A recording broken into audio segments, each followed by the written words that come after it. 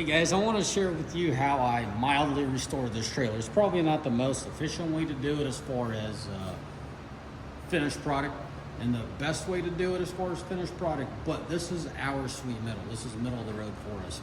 If you take a good look here, we've taken a really aggressive grinder, I would call it a wire wheel really, and hit all these spots real quickly. We're not going to do anything crazy. We're not going to try to make a perfect trailer out of it, but we are knocking down the pretty aggressive rust. If you look back here, some of it got missed. It's pretty aggressive. You can tell it's bulging. So we'll knock all that off.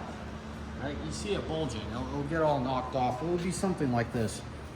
Surface rust, and then this will be prepared before we spray it. We're going to go with tractor paint. If you look at the suspension, right, the bracketry here, the welding, that's old, and that's old beam, and that's a brand new beam, brand new hangers. Let's come around. I'll show you what all happened there. Rest of it's pretty solid, but the tube, the torque tube did rust out on it. But if you come here and take a look at, I would call it the bridge, or the basket for the Class 8 drivers. This is what you refer to your basket on the trailer, the slider that keeps the axles in place. If you look right here, that's how badly this other side got. This is the passenger side, so kind of supports the fact that on the right side there's a lot more salt, I guess, pulling up or something. But that's why initially my guys found this. I was really surprised that for so long that it got so bad for so far. This trailer is primarily used for equipment hauling, so it doesn't get used like on a daily basis. There'll always be some either really small or a tractor of some sort. Majority of the time I'm the one pulling it, but drivers still do pull this trailer. So if you look at it, what really caught me off guard, this was all enclosed. If you come into here, it's welded in. Like, you can see how it's welded, it's closed off. There was no, it just doesn't make sense to me how much, just to be clear, when we dropped this thing, it was half full of just rust and debris. If you look in here, let's show them this. It's tack welded, and it's patched probably every 10 to 12 inches, right? So I'm guessing from the little crack in here, that's where it all fell in. And it doesn't take much, you know, get a little bit of salt in there to sit for a while, it just starts boiling itself or boiling its blood. Well, I did do something different. I put in a closed tube. If you can see, this is a C channel that they welded in, and my guys have to cut. Well, why don't you look at it real close? You can tell it got cut here. This is one piece, this is all original, and then a weld that got cut here, and then a little bit in here. You could definitely see it. So from here to here, right? So it's, 8 to 10 inches, no weld.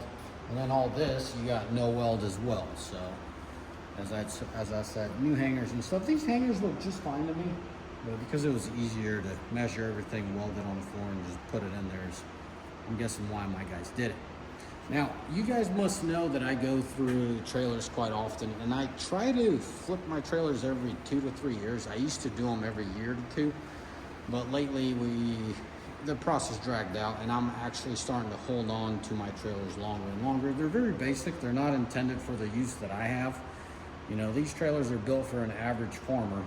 If you come over here, you could look at the suspension, right? It's very, I could call it cheesy. It's very weak. These bushings and those leaf springs, they get replaced every 6 months. I mean, it's pretty bad.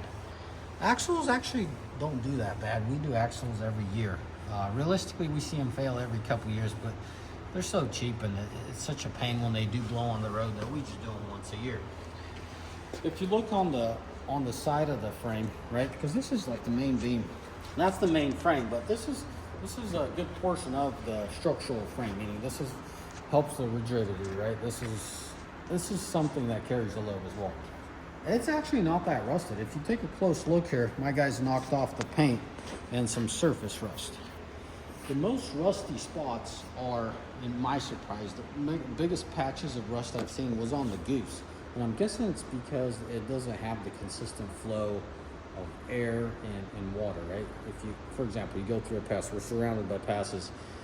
You go through that pass, you hit all that salt in the pass, but once you get to the bottom of the pass, you're still cruising and you're washing out all that salt and debris. Where out there, if you get mist of rust, now you flatten out and there's really not a whole lot going on there, right? And it kind of sticks and ruins the metal. So hopefully that makes sense to you guys what I'm trying to tell you there. Not everyone's going to have this struggle as we do, but we're in the Pacific Northwest and we're surrounded by mountains, so we deal with a lot of rust and sand and whatnot. Here, come around. So if you look at it closely, can you zoom in on that? That's the worst case scenario. So this is, the rust that I'm talking about is nothing like the C-pill or the C-channel that we cut off. So just to be clear, this is the first trailer we've cut off a suspension piece in that condition. Come around. We've never had to, so this is part of the frame where the axle is attached to, right? Because that's the hangers. We've never had anything of this caliber. And this trailer is from 2015. This is the only trailer that I have of its age. Meaning all the trailers we have are, I think, I want to say 19 or 20 and up and newer. So they hold their value real well, but for some reason I just decided to hold on to this one because it's so convenient. All my trailers are 36 to 40 footers, and this is my only 30 footer. Shoot, it's actually 25 plus 5. It's not a full 30-foot deck, but when you put the ramps, we do have the ramps, they're outside. They're ready to be painted as well. You flip them up and more or less you got 30 feet of deck. We all fabricated steel, so that's never an issue. We just throw a couple pieces of dunnage on the back and off we go. Now, why did I decide to hold on to this trailer? It's weird. I was supposed to get rid of it in about 2020. That was my goal. Kind of hold this one off for every 5 years, but you guys know what hit in 2020, and I wasn't going to let it go. Back then, I hauled a lot of, personally, I ended up pulling a lot of equipment, and I really liked it for that. The welds are different. Pre-COVID, welds are different on trailers, and steel is different. So I figured, because my shop deals with these trailers all the time, for maybe $1,200, I could completely overhaul this trailer and what I need. All that money, well, I should say probably about 80% of that funds is just labor paying my guys. The rest of it is supplies. So it's really not that taxing or burdening.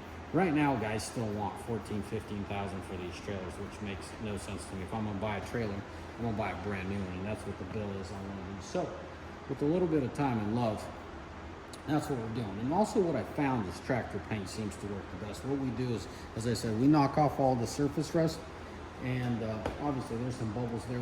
They'll wipe that out as well, meaning they'll take it off, and then they'll wipe down the whole trailer, go through it, and then they'll throw three layers of tractor paint. And it takes a minute. It sure takes a few days to cure, but after a week, that stuff's solid and we don't have any issues. Here's a weak point, guys. Keep in mind, all your goosenecks are going to crack here. Yes, when you put a good load on it, they all crack here. So keep a good eye here, and also here, Josh, will show them right here. And this part always cracks, so keep this in mind. It's typically the 30 footers and more that crack here. But yeah, our 36 footers all the time. We gotta keep an eye on those two spots. Other than that, the main frame is actually not as bad as I would think it is. This big beam here, let me show them all the way down. You would think that it would be in a much worse condition, but it really isn't. And I'm telling you, it's probably because all that air and wind and draft and washes itself out. Anyways, guys, I promise I'll get you a microphone next time, but we're doing what we can. And we're trying a couple different ideas as far as recording goes. Let us know in the comment section what you guys like and what you don't. I'm gonna put forward my best foot and do the best I can to get these videos on a consistent basis and help you guys and go from there. As always, may the Lord bless you and may you all have a mighty fine day. Ciao, bye.